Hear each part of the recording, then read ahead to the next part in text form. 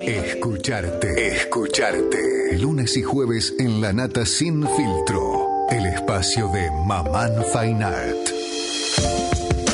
¿Cómo andas, Patricia? ¿Qué tal, Jorge? ¿Cómo te va? Bien, ya estuvimos una vez acá con Hugo con el doctor Hugo Petruchansky, profesor de arte moderno y contemporáneo de la UBA y de la UNA.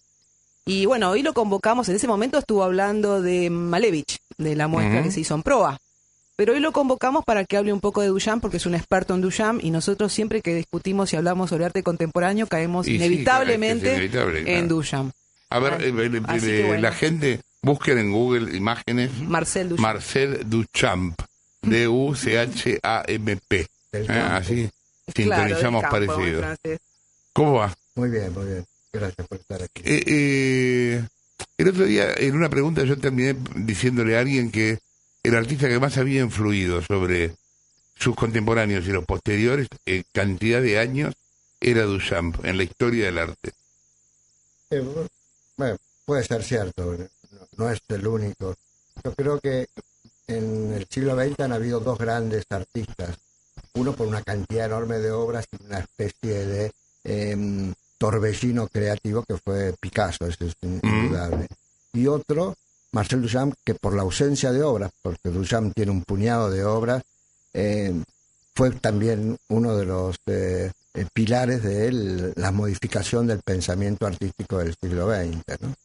Sin dudarlo, porque en el arte han habido, para mí, dos grandes desplazamientos culturales. Un desplazamiento fue cuando las obras, las esculturas del Partenón se fueron para Inglaterra. Ese fue un desplazamiento cultural desgarrador.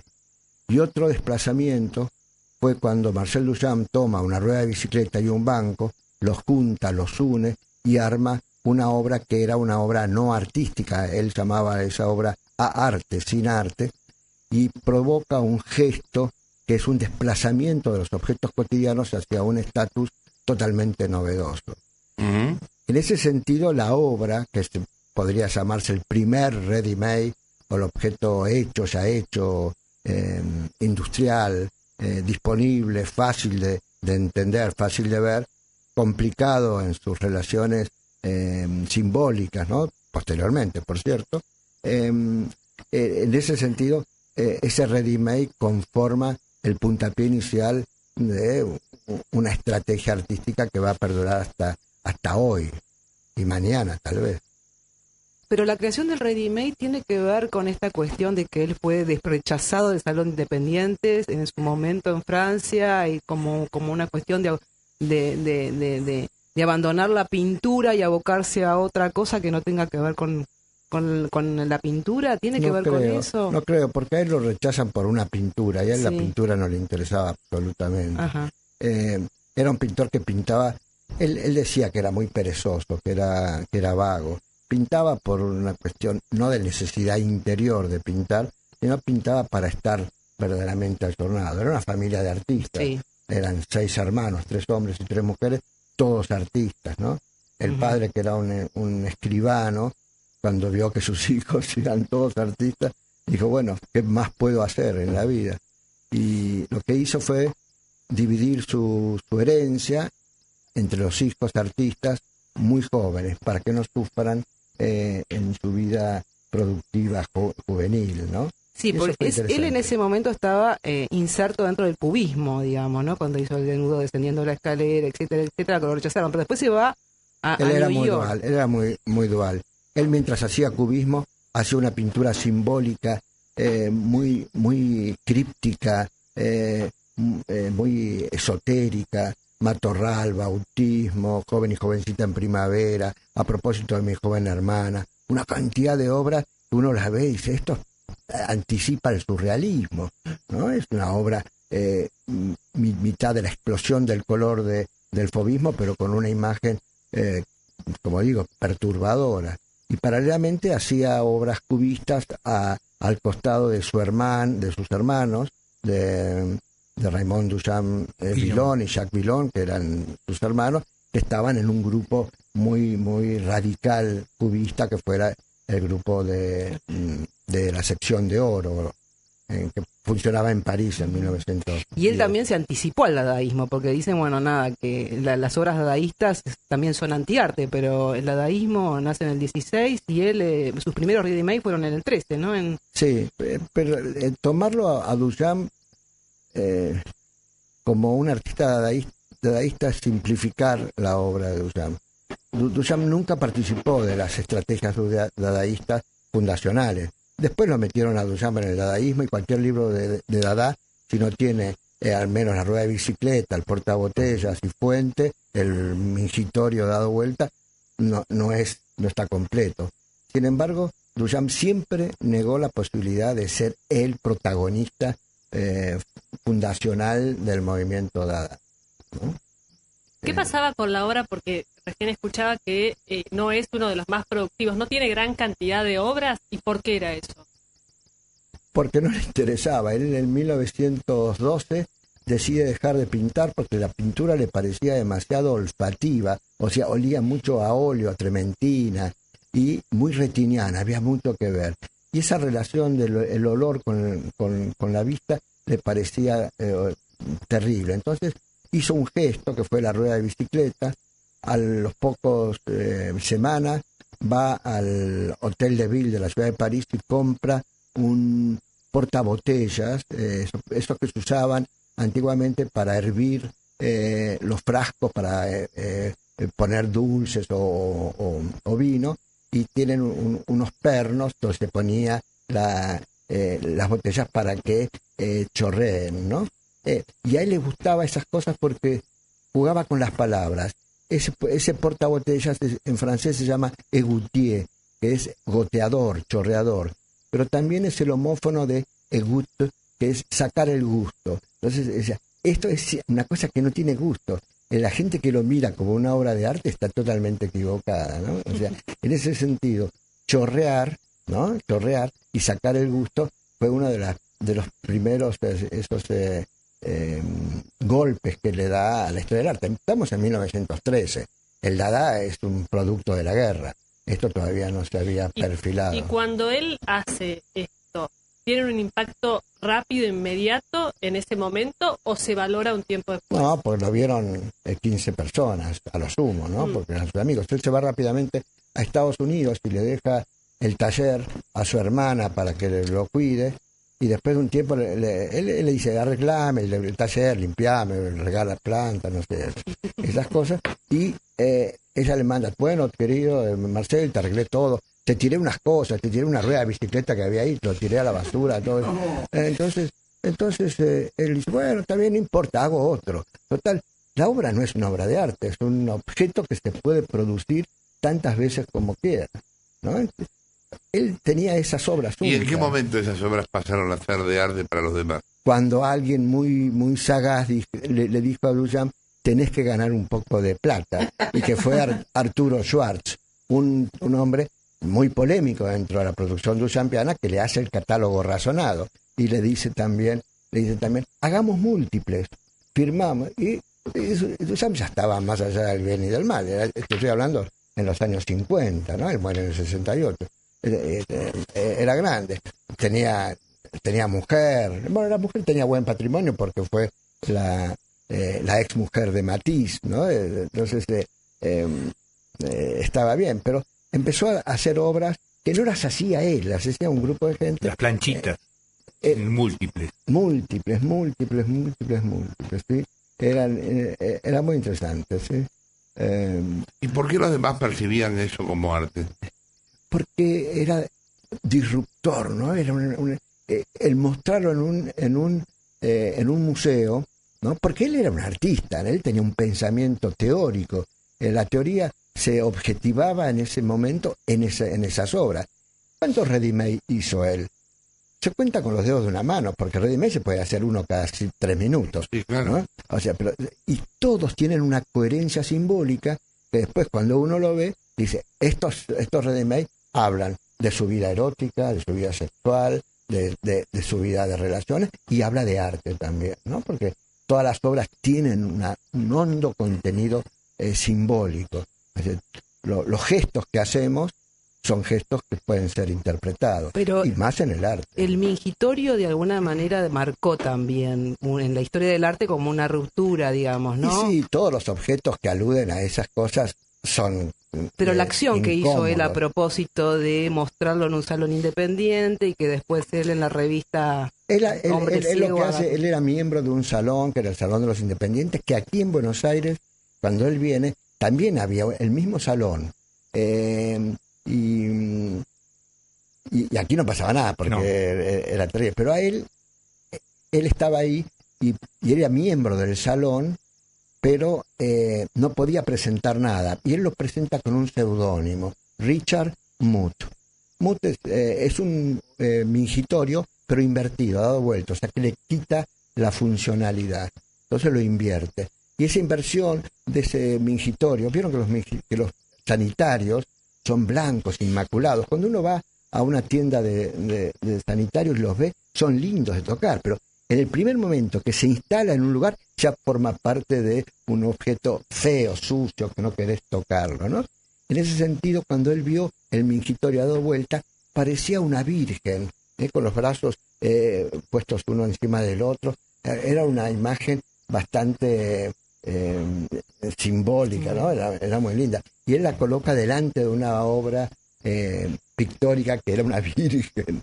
Entonces, en ese sentido, y venía la gente del salón, lo sacaban en esa obra que él la llamó fuente. Una fuente, ¿no? Y es verdad que la pusieron detrás de un tabique para que no se vea, ¿no? Porque La vandalizaron Claro. enseguida, ¿no? La pusieron, pero él venía y la volvía a poner. Y después dejó de... ¿Cuántas fuentes, cuántos ministerios hicieron? Montones. Montón. Y muchos han sido vandalizados, ¿no? Ujú. No hace muchos años, ahora 3 o 4 años, un grupo, dos artistas en la fuente de Estados Unidos, del Museo de Arte Moderno, hicieron pipí ahí al lado, como un acto así irreverente. Pues la historia del arte tiene momentos donde hay artistas. Leonardo da Vinci mismo, ¿sabes cuántos óleos pintó? No más de 22, 23. Y mirá el lío que armó. Es decir, a veces no pasa tanto por la cantidad de la obra, sino el momento, lo que decís, y más que nada lo que estás proponiendo, porque las máquinas de Leonardo ninguna funcionó, salvo la cortadora de berro. Sí. Y aparte lo curioso que nos además, puso... ¿sabés para qué funcionó la cortadora de berro? Como máquina de guerra, porque cuando la probaron mató tanta gente que se dieron cuenta que era mejor como máquina de guerra.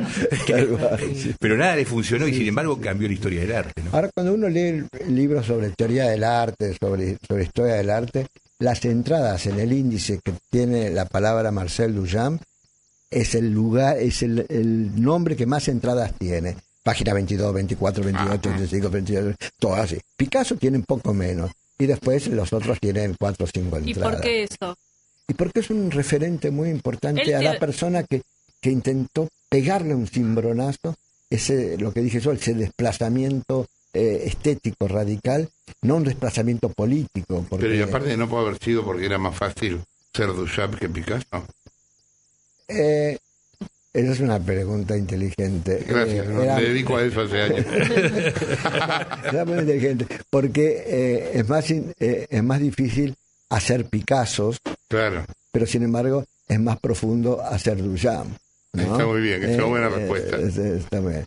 Salvo algunas obras, porque no podemos negar que Señorita Aviñón y Guernica son obras. Sí, sí. ¿Duchamp teorizaba sobre lo que él hacía? No. Él escribió un montón de textos y nos dio a nosotros todos los textos cortados, mezclados, puestos en una caja. Se llamó la boîte verte, ¿no? La caja verde. Ajá. Todo.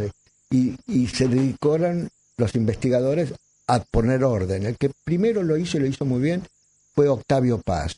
Octavio Paz se dedicó en el Castillo de la Pureza a organizar esos textos. ¿Y se organizaron en un solo libro? Que era, En un solo libro. ¿se llama se La llama- Caja Verde? No, no, la caja verde era donde estaba. el objeto. Que sigue estando, está en el museo en Filadelfia. Pero bueno, esa caja verde, y están los textos disponibles, que se llaman los escritos de Duchamp.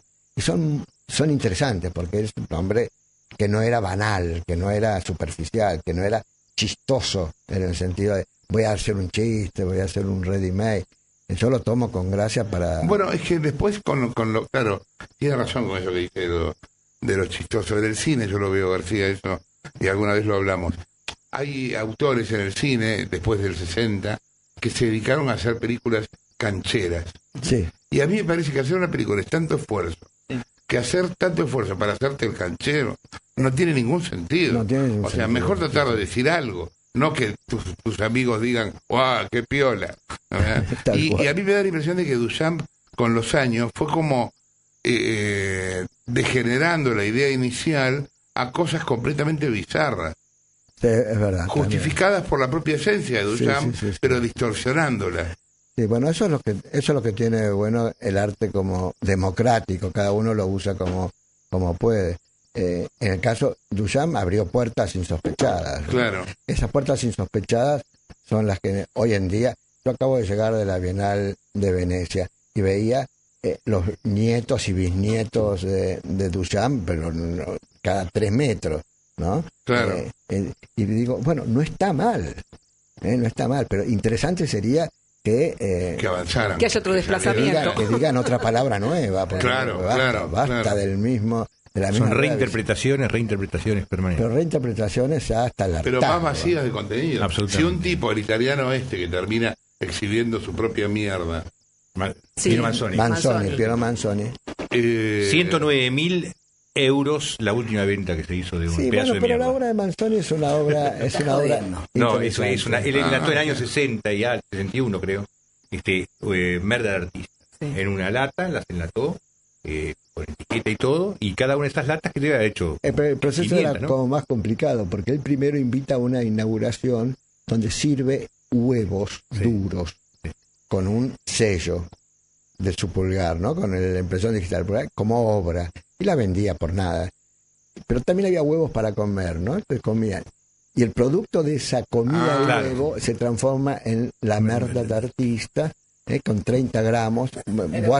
Metidos en una. Están puesto- adentro de una lata, es decir. Sí, ahora, es un gesto, porque ese tema lo tomó hasta Cézanne, había dicho, yo voy a presentar al Salón Nacional una merda. A mí me parece interesante en eso que él hizo. No, me Manzoni. parece interesante, porque No, si no uno es una trata huevada. de abrirla para ver qué hay, se pierde la obra. Sí. O sea, con toda seguridad, ¿qué vas a encontrar adentro? Nada. No, seguramente porque era hay. tan inteligente, pero Manzoni. No, es lo mismo era- que las obras de Grippo cuando ponía los porotos que no explotaban, podía no ponerlos. Podría no ponerlo, pero Yo cuando creo- los no, pero, puso, pero no, germinaron. No, fueron dos distintas. Él hizo Sí, unas sí, que sí. unos para que germinen y otros para que no Que no germinen. germina, sí. Le puso humedad y sin humedad. Eso, ¿te acordás? Estaba en Arte Nuevo. En Arte Múltiple, en mi galería. Estaba en tu galería también, claro. Pero quiero decir, pero él decía, y Grippo, yo le pregunté justamente a Grippo si él pensaba que la merda de artista estaba adentro. Y me dice, seguramente tiene que estar. Porque si no, la obra cambia. Es decir, sin que vos la veas, sin que vos sepas si está adentro, hay algo en la esencia de la obra que es distinto si es cierto o si no es cierto. Son contenidos secretos. es Claro. decir, Estuviste en Venecia, contabas. Sí. ¿No te pareció horrible ese caballo con la nenita? Claudia fue alumna mía, yo la quiero, es una chica muy inteligente, la obra me pareció fea. Fea, ¿no? Total. Pareció Y aparte tiene algo del toro de Wall pero me Street parece- con la- Me parece la producción, todo. Nosotros criticamos porque son como nuestros hijos, ¿no? Los criticamos porque después si fuera de otro país no me importa. Pero, Yo critico porque me hablan todo el día, así que me importa un pomo, todo. no. O sea, entrar- siempre me quedo corto, aparte. Entrar al pabellón por la entrada y encontrarse con el culo del caballo me pareció como ya Un poco fuerte. un poco fuerte, Claro. ¿no? Realmente Pero la Bienal también fue muy criticada en toda era su criticada, totalidad, fea, ¿no? pero bueno, pero nuestra ¿Había algo que te asombró en la Bienal que dijeras, wow? nada. Algunas obras me gustaron más, No, me está gustó bien, pero algo- La alemana, esa que está con La el vidrio. documental.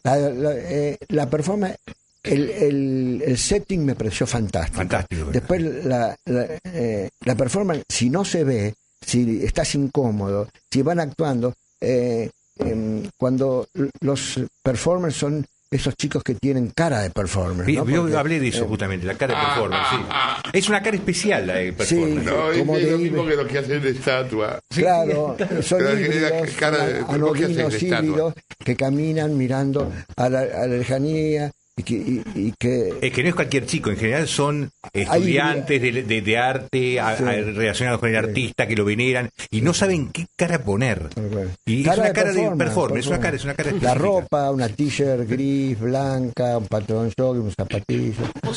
Vos sabés que en en los test que se hacen para medir creatividad, en alguno de los test, ahora se está usando mucho, está mucho en debate el tema de si la educación en realidad no tiene que salir de la vieja educación para la revolución industrial y pensarse como una educación más creativa. Y un test típico de creatividad es el de buscar usos alternativos. Entonces yo te pongo un martillo, por ejemplo, y te digo, bueno, decime, ok, para clavar un clavo está claro que sirve, pero dame 10 usos alternativos para los cuales podría servir un martillo. Y eso en última instancia tiene mucho que ver con la disrupción, con pensar que, bueno, un mingitorio podía servir para una cosa, pero yo lo pongo en otro contexto y rompí el significado previo que vos pensabas. ¿Vos imaginás que de alguna manera el arte moderno y la creatividad son sinónimos? Son dos cosas. O sea, tiene que ser creativo el arte moderno para...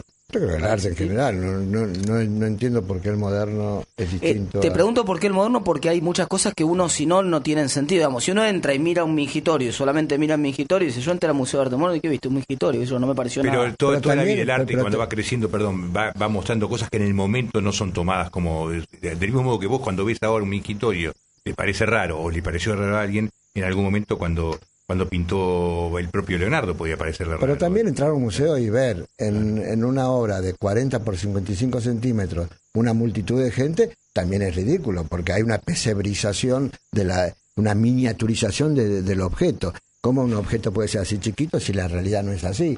O sea que siempre existe esa transgresión sobre el objeto de la realidad. El arte maneja esa idea de miniaturización, hacer una especie de pesebre. ¿Vieron los pesebres cuando éramos chicos? Que ponías papel madera y el rey mago podía medir 40 centímetros, el niño Jesús 1,20 m, o sea, era rarísimo. Pero sin embargo era creíble. Esa cosa es así, funciona así. Y el arte tiene esa realidad que no es una realidad de nuestro respirar, ¿no?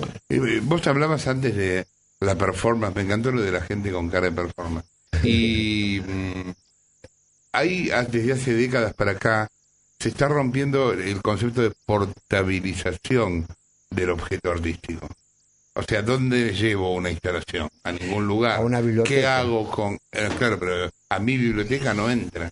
No, pero si tengo un tipo con un carro de 2 metros... Los museos ahora, yo estuve en Arco este año, y el director del Museo de Arte Reina Sofía dijo que están fuera de Madrid teniendo una biblioteca para poner las obras, las instalaciones, donde una performance, por ejemplo, donde tiene las maquetas, donde tienen los textos, los videos, los videos, claro. Entonces tienen, para una obra, tienen un anaquel que podrá ser algunas de 50, pero hay una maqueta grande. O sea, esos son los archivos, esos son los depósitos de las obras. Cuando se quiere hacer esa obra nuevamente, se va y se la saca, se la hace. Y se la saca de ahí. Es lo mismo que lo que decía. Ahora, esto es cada vez es menos portable.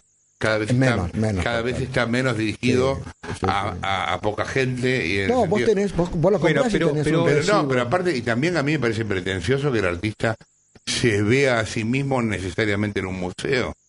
También capaz el tipo es un imbécil y hace una cosa que va para un museo y no va para un museo. Y solo lo pondrían ahí por una cuestión de tamaño.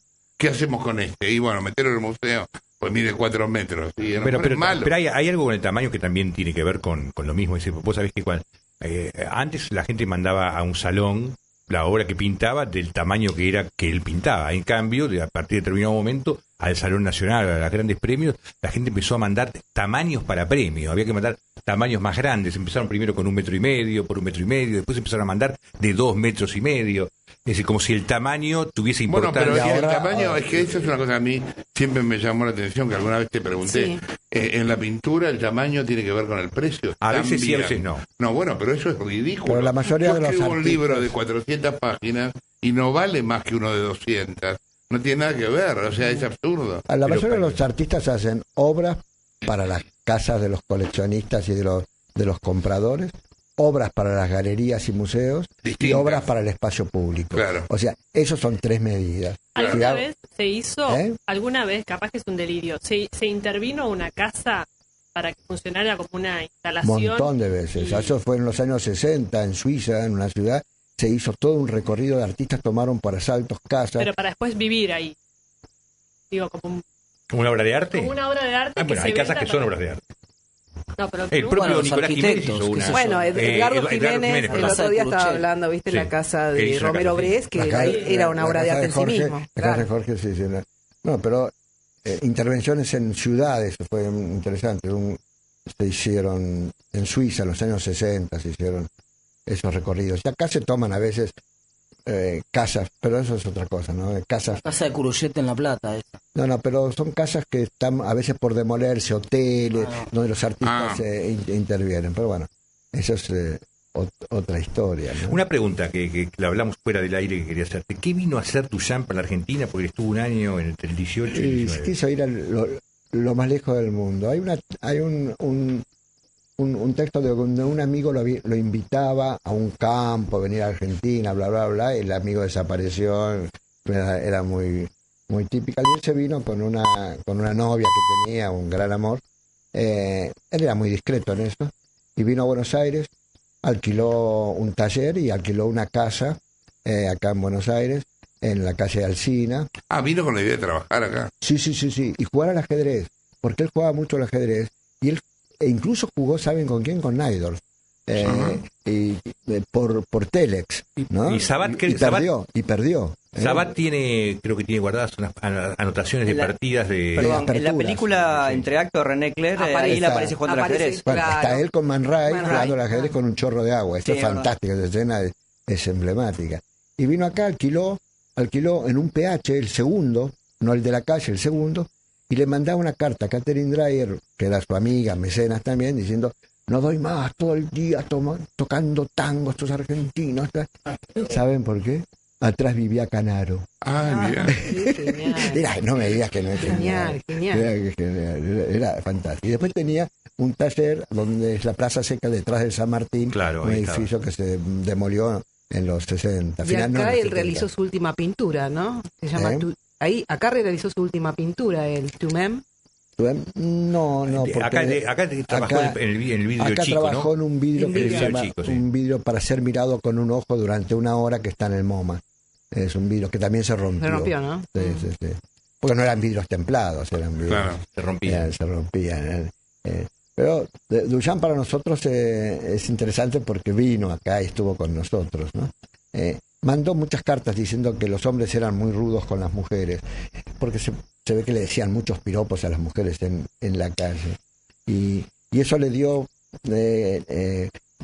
argumento para Catherine Dreyer, que era una feminista, de armar algún proyecto de venir a ver cómo trataban los hombres a las mujeres en Buenos Aires. ¿Y acá se rodeó con artistas o con intelectuales o tuvo vida social? Una pena, porque tenía gente, ¿no? Había Se gente hablaba muy mal de la intelectualidad en la Argentina y habló muy bastante- militar, era muy decía que era muy Hablaba militar. muy mal de la gente rica que porque habitualmente hay gente manejan la como cultura y que no sabían Celedonio, nada. que podría Claro.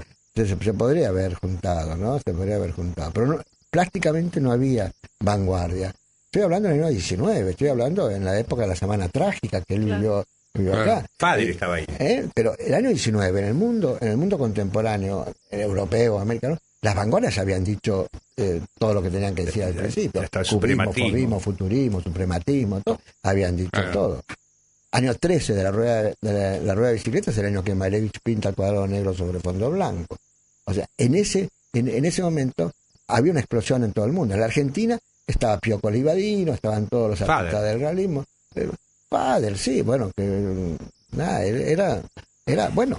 Posimpresionismo No estaba ni tardío. mal mejor ni los bien, era lo que Mira lo que la había. casa ofrece, ¿no? Esa rueda de la bicicleta de Duchamp, ¿cuál es el mensaje, digamos? Yo tengo el problema de muchos que miramos más como curiosidad del arte que como yo la miro y no sé si me dice mucho. El arte no tiene por qué decir nada, es uno el que le trata de preguntar algo. El arte no habla. ¿Qué quiso hacer Duchamp? Y con lo la- que te con la- parece que te puede haber dicho. Lo que pasa es que Duchamp también hablaba de los polos, ¿no? Que el espectador el termina arte, la obra. el arte es mudo en ese sentido. ¿Qué interpretaciones se hicieron, por ejemplo, de esa obra? Uy, bueno, es ¿Alguna? la unión de lo masculino y lo femenino, el acto de la sexualidad. El banco es un banco pasivo para sentarse y la rueda es un elemento activo. O sea, uno es blanco y otro es negro, uno es dinámico y otro es pasivo. Y él le pone adelante de eso otro ready-made que se llama trebuchet, que significa tropiezo, que es un perchero con unos ganchos para colgar la ropa, pero que en vez de colgarlo en la pared, lo puso en el piso. Cosa que cuando uno entraba, tropezaba y se caía sobre esa máquina amorosa. Es una de las interpretaciones, ¿no? O sea, las obras están para que uno les pregunte. La obra es como un erizo, ¿no? Cuando uno lo ve, que le gusta, se va acercando, el erizo nos muestra toda su esplendor, pero cuando queremos interrogarlo, se mete para adentro y nos muestra un pedacito. Ese es el pedacito que nosotros tenemos que ver. Y cada época nos va a mostrar algo distinto. En la época de Freud nos mostraba y nos decía que el arte era la expresión de los deseos reprimidos. Las ciencias sociales te dicen otra cosa, y San Agustín te va a decir que arte es aquella cosa que después de vista te da placer. Hoy en día no te da placer. Después de Señorita de Aviñón, que agarró el placer, la puso en las piernas y la mató. Es la primera obra fea de la historia del arte, pero bellísima en lo que nos dice a nosotros en el mundo del arte. Las obras están dispuestas ahí. Hugo, gracias por haber estado acá. No, gracias a ustedes por Hugo Petruchansky, señores, profesor de arte moderno y contemporáneo de la UBA y de la UNA. Gracias, Patricia. Un gusto, Jorge, nos vemos. Escucharte. El espacio de Mamán Fine Art para acercarnos al mundo del arte y descubrir a sus protagonistas.